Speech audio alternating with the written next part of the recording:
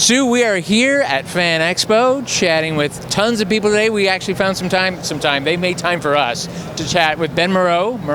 Hey, look at me. Mauro, I apologize. Who is a concept artist and also a digital creator and just a hell of an artist in general. Who's here pitching Huxley, his big, giant graphic novel, which he worked on for like 10 years. First drawing was 11 years ago.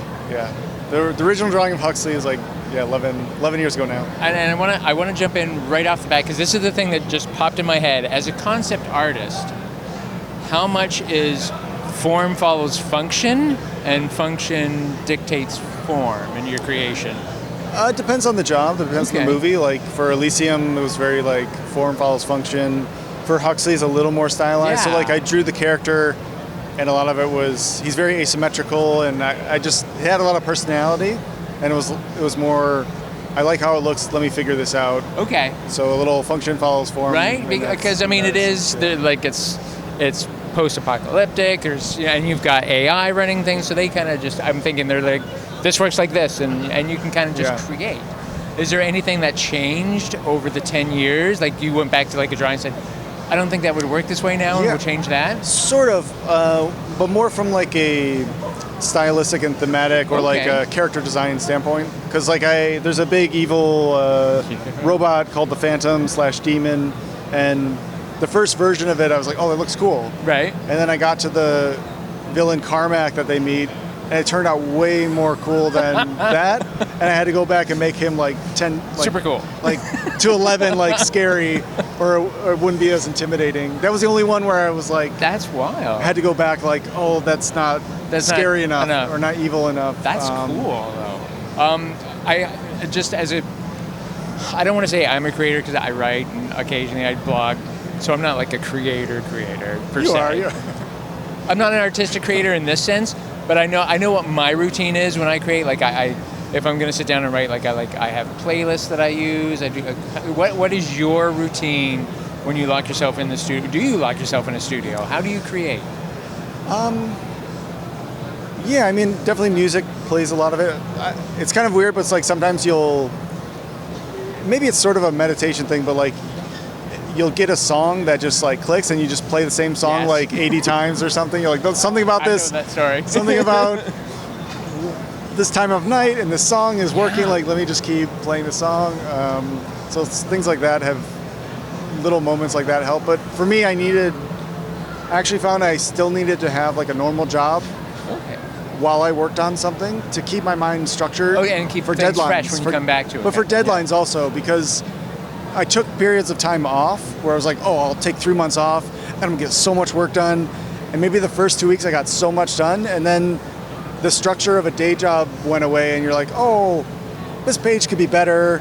Yeah. I'll redo it. And then I found myself like the lack of structure slowed me down actually. Yeah, so like setting up a structure and so like having a day job is like you need to get this done by Wednesday or else you're screwed. Or else. But then when I go home I'm like, oh, I need to get this page done by Wednesday, and it helped me like keep things on track more for some reason. I don't know if it's still the case, but I try to keep that like balance. Yeah, no, that's totally key. Which I think comes into my work too, because you go to work and then like, okay, now I have to watch this. Like next week we have TIFF coming up, the Toronto International Film Festival. So I'm like, I have to watch all these movies. Then you have to go home and write about them. Yeah, so schedules are important. It helped a lot. Yeah. Right. Complete sideway turn. Is there a panel in anything you've done that is like your favorite image? Is there an image that sticks with you no matter what? Maybe some of the early shots of Huxley or the demon's like head, like the first, because that was like when I had to redesign it, and I feel like the drawing just turned out so cool. And then we turned it into 3D for one of the trailers, and it looks like exactly like the shot in the comic. I'm like, oh, that's so cool. So things like that where it's just like, I knew it wasn't good, I fixed it, and then it turned out so cool, and then we visualized it even further. It's just like a whole process of that. And maybe one shot at the end, towards the end, where they're like this giant like pipe wall with like the coolant coming out, and the pencil drawing is like turned out super cool. Now led into another question. So you work in pencils? Do you use like pad? pad, like a Usually it's like 8.5 by 11 for the pencils, so it's almost like 1-to-1. But it was hard sometimes because I wanted more detail, but then a lot of times people draw bigger and they shrink it down. Yes, but like I tried to do it 1-to-1, so it was like the literal.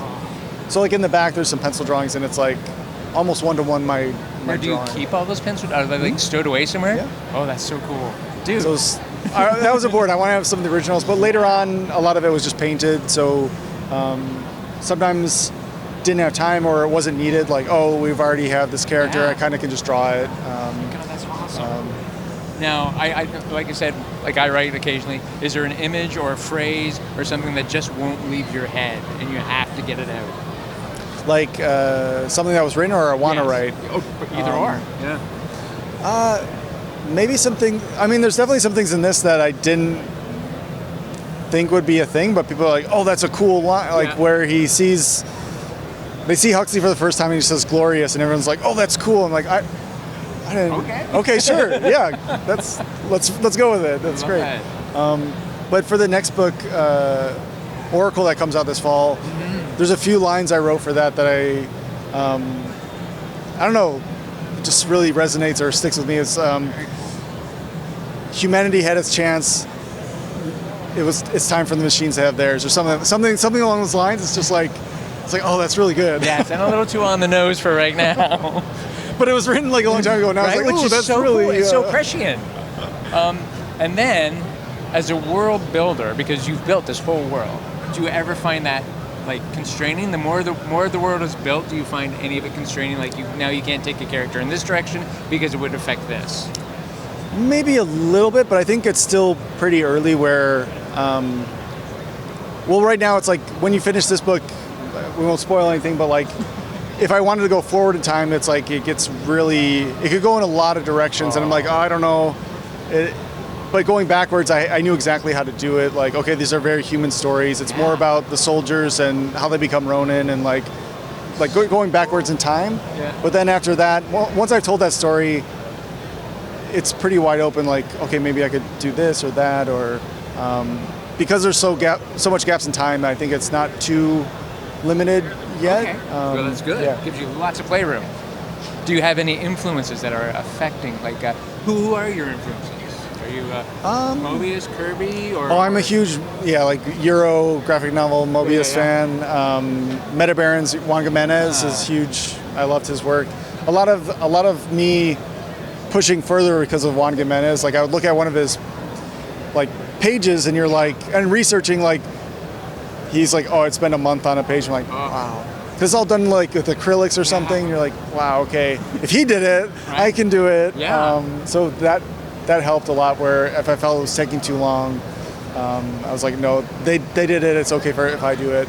And a lot of it's definitely a lot of like Japanese and French influences. So like a lot of Otomo, Masamune Shiro from Ghost in the Shell, and Miyazaki, all of his amazing animated films and stuff grew up on a lot of that. I have two more.